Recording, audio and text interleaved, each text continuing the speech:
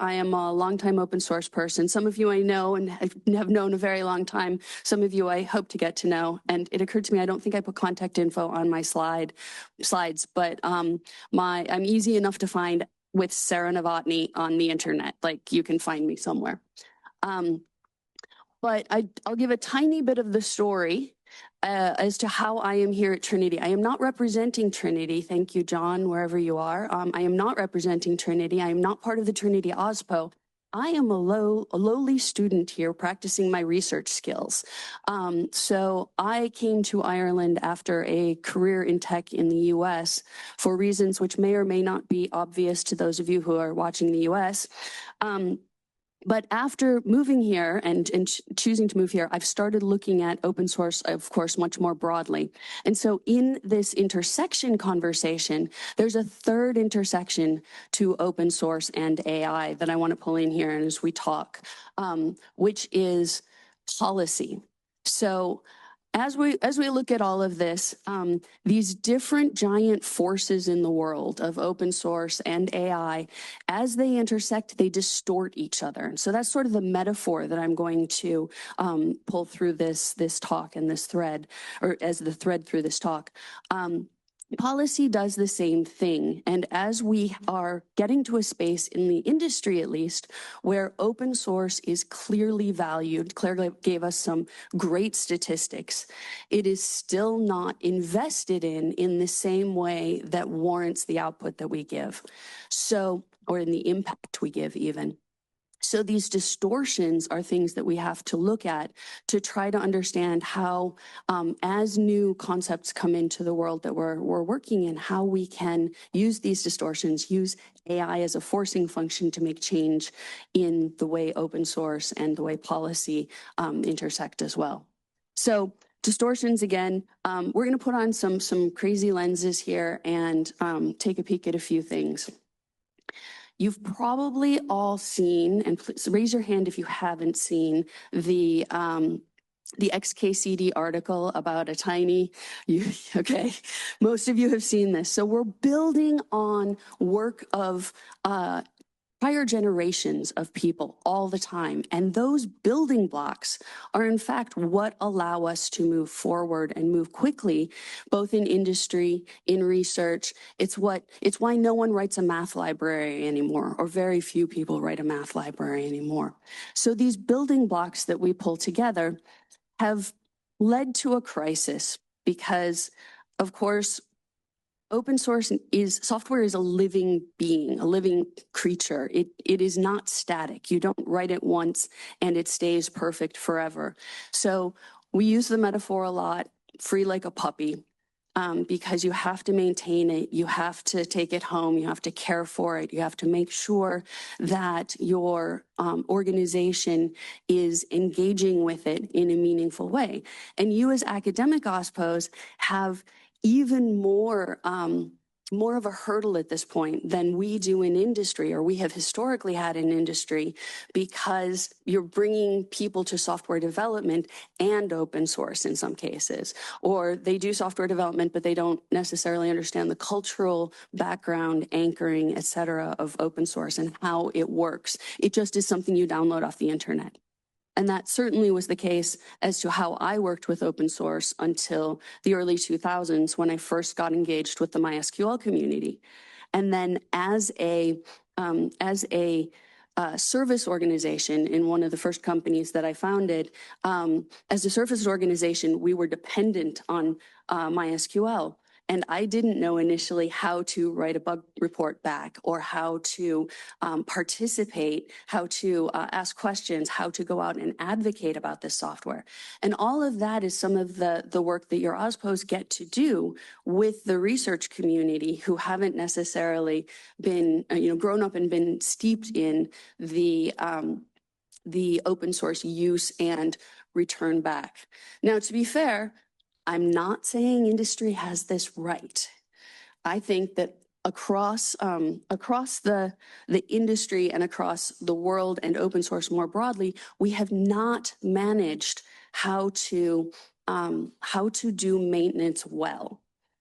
and how to do maintenance in a repeatable manner that is supported, that doesn't overwhelm our open source maintainers with, hey, I need you to fix this. Instead, hey, pull requests welcome. Feel free to offer me a complete bug report and maybe a patch. So this challenge has been exacerbated with AI in some interesting ways. One of which is that reproducibility can potentially go to zero. So people say, oh, this maintenance of open source thing is really, really hard to do.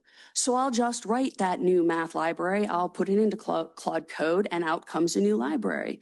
So what we have to look as an industry, what is happening to our maintenance problem, which is an existing problem, and how that is impacted by AI. One of them is the potential that we will fragment to, a billion pieces, and we will never be able to maintain anything, and we will not be building off of each other's tools. But another possibility is that people, and we're seeing this already in open source communities, people are like, there's a bug, I threw it into Claude Code, here's a patch, but it doesn't know anything about the open source project. It doesn't know anything about the way that that project runs, what kind of coding compliance they have, what kind of coding best practices they have. They don't, the semantic choices that that project makes. So we're seeing, again, that distortion of how open source works and how open source can help us work within the addition of AI here. So we have, of course, the stochastic parrots spitting things out, which may or may not be good. To be fair, the most recent iterations of some of these tools are really good at some portions of software development, of some portions of software project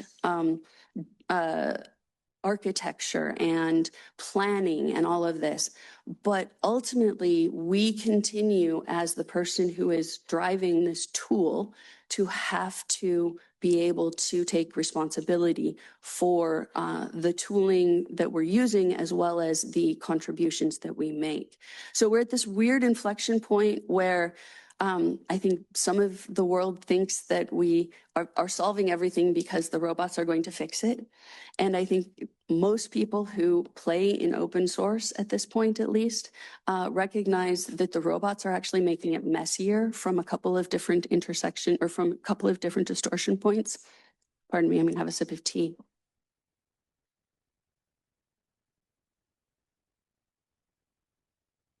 And these tools continue to grow and these tools continue to improve.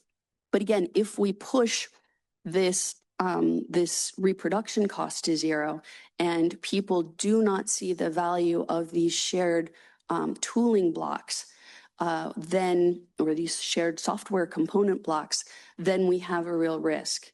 I mentioned policy as another sort of policy/politics as another distortion factor here. And the challenge here with policy and politics is that we are in a multipolar world that is getting more fragmented and is getting scarier. And we're starting to talk a lot more about this nebulous thing, technical sovereignty, digital sovereignty, which can be used to mean any number of things. In fact, this is actually what I'm doing research on here at Trinity. So I'm trying to actually define what we mean by this and what we would actually want to contribute to this, as opposed to just saying as a buzzword. But as we see policy and politics change the way and distort the way software is developed, there are levers that are being pulled that make it appear that it would be better if your software was, created by someone who holds a particular color passport while standing in a particular plot of land, and that will fix your problem. But that doesn't fix the broader problem of good, sustainable software. It, again, fragments it. Even with AI, and in addition to help you as a fantastic tool, you are ending up with stacks and stacks and stacks of software. It's a much easier to represent this as paper files than it is as files on a computer. But you end up with stacks and stacks of nearly identical, potentially mimeographed and then so lower fidelity at some level, pieces of software that do the same thing. And this is exactly what open source has been used to combat. We have used open source for the last 30 plus years to make sure that we have many eyes on a piece of code, that many people are using it across many use cases, so that we're touching at the edges of these dependencies that we have in order to build together. And that together has to be with long-term, durable, pseudonymous identity, where you build a relationship and an identity in that community so that you are trusted. I do a whole nother shtick on trust in software. And this is something that we need to preserve, and we need to be working with our legislators and the industry and our next generation of developers to understand the value of collaborating and building together. As I said, this maintenance thing is not fixed. And with these different levers of policy saying, maybe we need this to be sovereign, if we don't look at this carefully and if we don't work on this in a way globally, then we end up in an even more messy maintenance space. So back to the globe. I grew up in the US, but I've always kind of considered myself a citizen of the globe. And it wasn't until I moved out of the US that I realized that we had that privilege from a position of the hegemonic leaders. And as the last several years have been evolving, shall we say, it has been fascinating to watch the presumption and the arrogance of the US industry and the responses from the globe saying we need to make sure that we are able to manage and maintain and engage with and evaluate risk in our software systems. And that very much is, in my thinking, the definition of technical sovereignty. Starting from, you have to be able to identify your risk and then know how to make yourself resilient against it. Now, with all of this, we see the globe, we see the broader world, and we see academia being a great anchor point for this to figure out how to use the tools we have, one of which is this amazing open source community, which does generally think of itself as a global community, and use that community in order to help build the correct policy, the correct tools, including AI, in order to go ahead and make a sustainable open source ecosystem, a sustainable set of building blocks that we can globally innovate on top of. So where you are also as academia adjacent to policy and politics, because that seems to be another spot that intersects tightly with the academia, where you see people working on policy, where you have people that are interested in software from other portions of your university, pull them in to talk about the policy parts, pull them in to talk about AI and ethics, and help us figure out how we can build incentives around the software and these robots that we're building in order to make sure that as we are building and as we are using software, because much of this open source software is adjacent to AI, and I'll get to licenses and open source AI in a moment, or open weights AI. We need to make sure that we are building the right incentives into the system so that it's an easy paved path to do the right thing, as opposed to finding the second order and third order effects of policy that make it easier for a big company to do a thing and control it entirely. So to the point of open source AI, or open weights AI, which is a better way to describe it, this happened in part because we all want open source think of the four and the four opens. So the freedom to reproduce, the freedom to distribute, the freedom to examine, the freedom to modify. And then the four opens being the open collaboration, open community, open, I'm going to get these wrong, open development and open planning, I think. But all of that being in the open, this open source model is backed by something which is lowercase open, lowercase source. And that is the definition set that we have built over the years. But as open source has won and added so much value to the economy in the last 30 years and has grown to encompass 77% of all lines of code and 94% of all pieces of software contain some open source. As it's moved into this ubiquity, that lowercase definition has gotten attention, which is great. We love it. Everybody, this is why we have open source programs offices everywhere.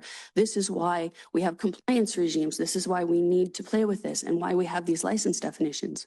But it also, in getting all of this attention, has gotten the attention of policymakers. And in that case, it has privileged position in law. But again, it's still a lowercase o and a lowercase s. Just because we conventionally expect that we mean the licenses that the open source initiative have designated as open source does not mean that everyone in marketing and everyone in big companies are willing to abide by these non-legal definitions, because this is a community agreement. That's all it is we agree that these are what we mean by open source. These are the real licenses. But as policy is being developed, we see it not having a legal definition.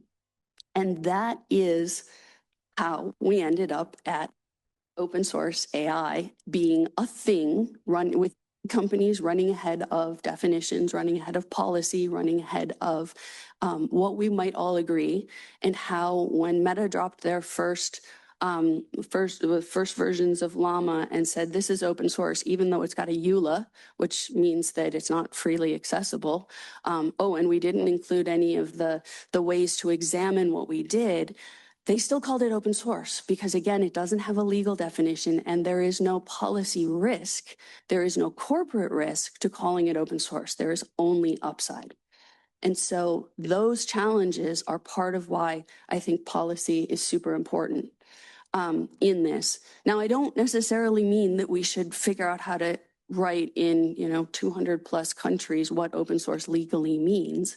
But I do think that as we figure this out and as we evolve what we're doing, because we are, running with scissors ahead of the crowd in open source, we have an incredible advantage. And that is the global community that builds this software that has 30 years plus of history in this and is able to sit and discuss what is important, why it's important, how putting a passport on top of your, identity when you contribute to open source doesn't make it any more secure.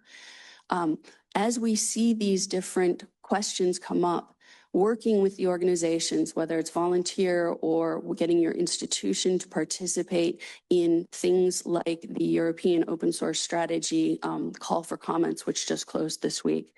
If you can get your institutions to engage with this, as we see this distortion of AI impacting open source and policy distorting each other, we need to be activating this global community. We need to be making sure that we are participating and using the institutions that we have as long levers, the same way corporations do with lobbyists. So we might only go 15 minutes. We may be a little bit short. I'm sure you'll all hate more networking time, right? Hate it. Yeah, okay, good. All right, well, I'm sorry I'm making you suffer through more networking time. So these distortions are just potentially, I should say, new ways to look at the world. Like our brains eventually would invert this picture for us. If all we saw was this lens, we would adapt to it. And so these distortions, if we're not careful about how we engage with all of our tools and with all of our power today, if we're not careful about it, this becomes normalized. And this has become normalized with large-scale tech companies, for example, running ahead of legislation and just writing into their business plan that there will probably be some consequences in the terms of fines because these rules haven't been written yet. So we'll just put a line item here for that in my budgeting purposes. So we need to make sure that we are vocal and active and engaging in the things that we think are important about protecting open source, about looking at the intersections of open source and AI, because AI, of course, has a whole pile of things that could be open source. The entire training infrastructure could be open source. All the software that you use to build this could be open sourced. You could put this, there are all of these different pieces. And to be fair, there is an open source definition now from the Open Source Initiative, which does not include data for good reasons, even though I disagree with them. So there's lots of conversation about what it means in this case. There's another intersection with open source that I hadn't thrown into the slides, but just popped into my head, which is most of the training data going into these AI models are coming off of our open source code bases. So as we are building these tools, we need to understand what we find acceptable, or as we see the industry building these tools, and then we need to be advocating around it and making sure that we are not moving the industry or moving our open source communities in a way that will further distort things and then normalize them over time. So I'm still a big fan of brains, like the organic ones. And I think that the community and our thinking about things with the acceleration of tools, we can use tools, that's fine, but the tools we shouldn't be abdicating our responsibility to tools. And in a lot of cases, I think this is one of the challenges around technical sovereignty, is some of our varying governments have abdicated responsibility about software to third parties. But I think that we need to be making sure that we are independently and individually more responsible about the tools we're building, the pressure that we're putting in and on our legislators to make tools correct, and then holding our companies accountable. Because the only metric that seems to be holding large-scale tech accountable these days is next quarter's growth. And next quarter's growth for the shareholder, when we look at quarter-on-quarter growth over and over and over, the only other thing in nature that seems to grow that way is cancer. The only thing that grows monotonically and does not ever contract is cancer. And so without intervention. So we have to be sure that what we're building and what we're holding our communities and our legislators accountable for with our wetware is in fact making the world a better place. So that's it for my slides. Thank you, Sarah. And so now, thank you. And so now, well, before my brain blips gets corrected and we bring Josh up, I just want to open it to the floor for questions, so we can all get your wetware working. So Marvin, would you like to? And please, if you can introduce who you are and your institution, just so the folks know who you're. No problem, and wonderful talk. My name is Marvin Barksdale. I'm a Director of Digital Development at Mass General Brigham, and I run our OSPO. I was really interested in the little aside you threw out about the lack of data inclusion in the open source AI definition. It's a critical issue for us because you mentioned cancer. We develop cancer algorithms that are trained off our patient data. So we have really sensitive privacy issues in terms of the, sharing that data. But it's been proven that the best algorithms are trained off that, giving access to that raw data. But I don't necessarily want to give everyone access to that raw data. I'm curious about your thoughts. Yeah, this is exactly a set of good reasons why it's not included in open source models. Because if you train on customer or patient data that needs all of those vectors, which we have proven over and over again can denormalize or can be reconstructed to point to a single individual super easily, that is not data that should be public. But we would love for the model to be public. So there's some really interesting tension there, and I would argue that this is where open source being policy privileged is a challenge, because people want things to be open source, whereas there could be another name for that, which is open medical licensed, or, so whatever, it comes up. I'm not in branding, let's be clear. But there, we don't have to stuff everything into the open source definition. And that, I think, was one of the challenges when the OSI was forced to respond to the corporate claiming of open source AI. But my throwaway comment of I don't necessarily agree with not having data open is only about, again, what I would think of as the capital O, capital S open source, as opposed to a broader way to share things openly. Yeah. So no, we need to have privacy. We need to have ways to build things that don't share all the data, but then share the output of it. So, but I wouldn't call that open source, but that's also the way I would think of it. Thank you, Sarah. Anyone else have a question for Sarah?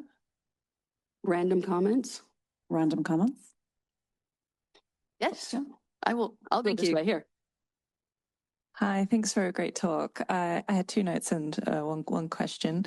Firstly, with the open source initiative definition of open source AI, apparently it's been reopened for a second round. And when it comes to definitions of open source, so my name is Jen Tritchell. I'm from the University of Cambridge.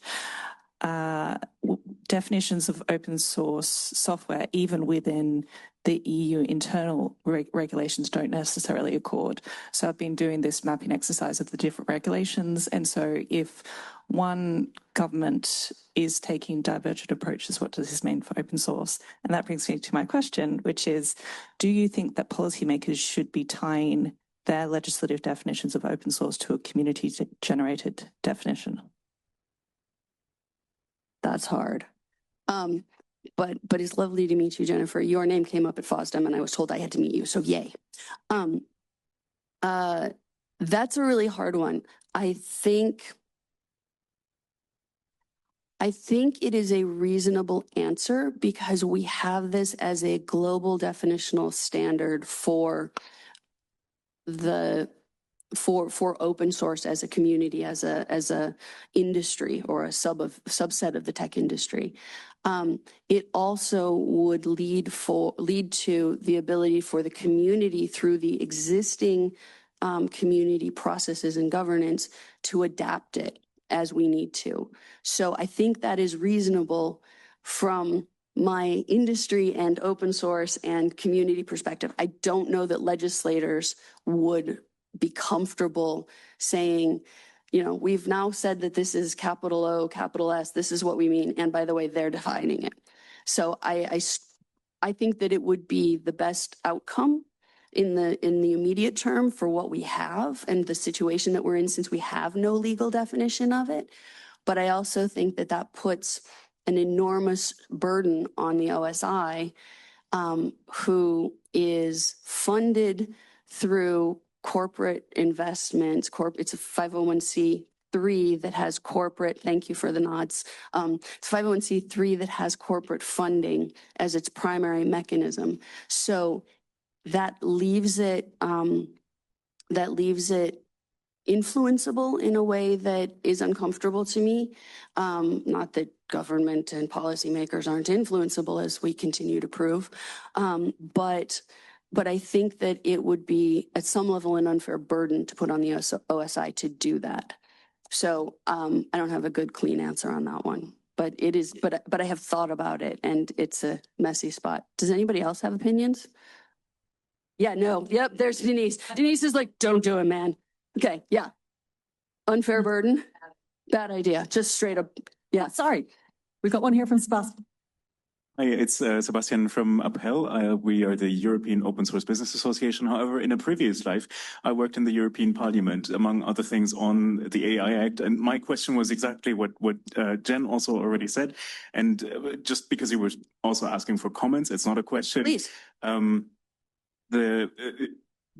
Pretty much the thought process that went into the definitions in the AI Act, Product Liability Directive, and the CRA was to not define it too much legally and to keep using and trusting the community process as well. Yeah, that is clear. I worry where that falls down is the lack of teeth to follow it through when a corporation decides that they will just use it because he gives them that policy privilege. So I like the way it worked out as a middle ground, and I certainly understand that, but I think there needs to be, and if you don't have a firmer definition, you can't have, a firmer consequence. So it's a tough one. It's a really tough one. And thank you. Yes, I am happy to have comments. This is great fun. Oh, Denise. So the truth is, open source maintained its brand integrity with negative publicity consequences if somebody was a bad actor in that world. And that worked really well until, I would say, roughly 2016, when shame went away. And so now it's going to unfortunately be up to all of us to say, oh, hell no. And to find people with sufficient weight and gravitas that they can help us say, oh, hell no. And that fight is inevitable. So, if you want to play in open source, you got to get used to putting on your gloves. Excellent point. Okay, thank you for the, we got one from Henry. Got one more? I think there's a mic over there beside you, Henry. If you can introduce yourself as well, please. Thank you. Hi, I'm Henry Poole, and I'm curious if you know, or if you can share anything about the FSF definition that they're working on for the AI, machine learning. Actually, I cannot. I would have to go look at that one up. I have not spent any time with that one at this point. Does anyone else have FSF definition, AI, machine learning? They presented the work in progress at FOSDEM. Okay. It's based on the 4 freedoms, and it's also narrowed from AI to machine learning. Yep. Cool. I will have to go watch that because FOSDEM talk for sure. Yeah. Yeah. I don't have sorry. We have follow-ups. So, and I'm sure there will be plenty of follow-ups in terms of discussions at the break, but I want to say thank you so much, Sarah. Thank you. Big round of applause again.